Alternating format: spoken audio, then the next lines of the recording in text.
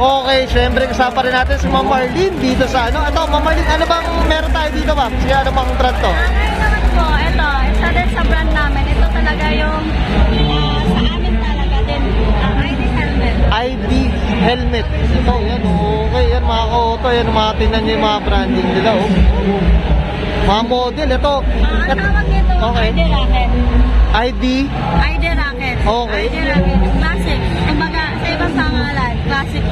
Oh, classic, mga pero may pagka-old school eh, no? Old fashion datingan yan, no? Yan, Pagka ang motor mo, Vespa, ato, sa bagay na bagay. ito yung bagay na bagay.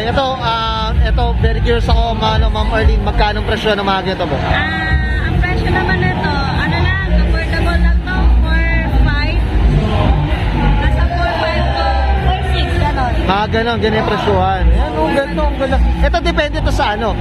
Sa model or ano ba?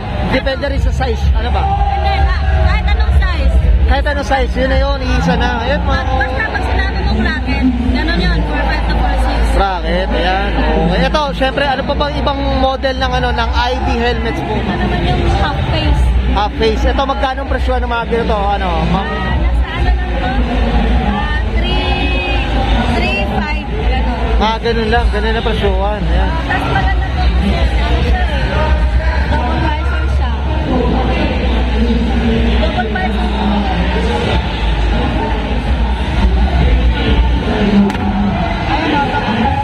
Ito, meron na siyang ano, no? May... Naka-shades ka na rin. Naka-shades ka na rin. Naka-shades ka na rin. Okay, ito, ayan, no? Lahat ng ano, lahat ng kulay, lahat ng size, ganun lang. Para sa lahat ng kulay, nasa 3.5 lang. Okay, yan, well said. Okay. Ito sa full face naman, ano, Ma'am Marlene na to. Full face, ito. Ito, magkano naman presyohan dito, Ma'am Ito, Marlene? nag-range naman ko na sa 3.2 to 3.3. 3.2 to 3.3.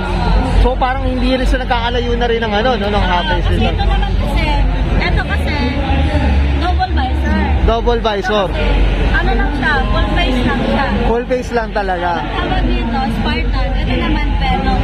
Okay, yan, yan. Okay, yan pala.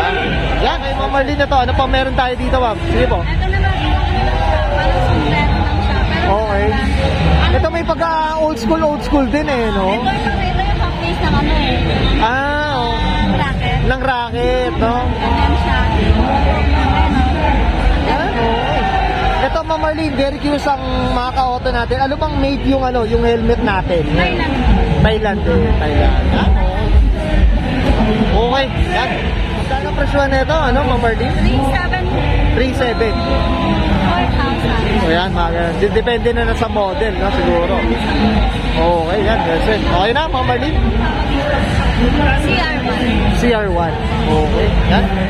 Okay yan guys, syempre Ma'am Marlene dito sa Auto Culture ni Wawala, syempre promote tayo ng itong ID helmets natin. Sige po, go po, sige po.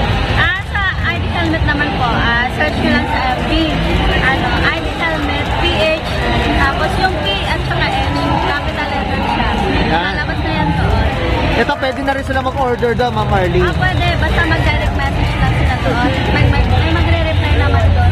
Yan, well. Para pag may mga tanong sila sa mga design or gusto nila matingnan talaga yung helmet, kung anong design or color or sizes or prices, especially doon, message lang sila doon. Magre-reply may naka-abang doon na Nakaabang na. Okay, well said. Okay na. So guys, subscribe ko na and Ma'am Arlene Bagsolin, sales representative dito ng, of course, ng ID helmets made in Thailand. Mga auto, this is Auto Culture.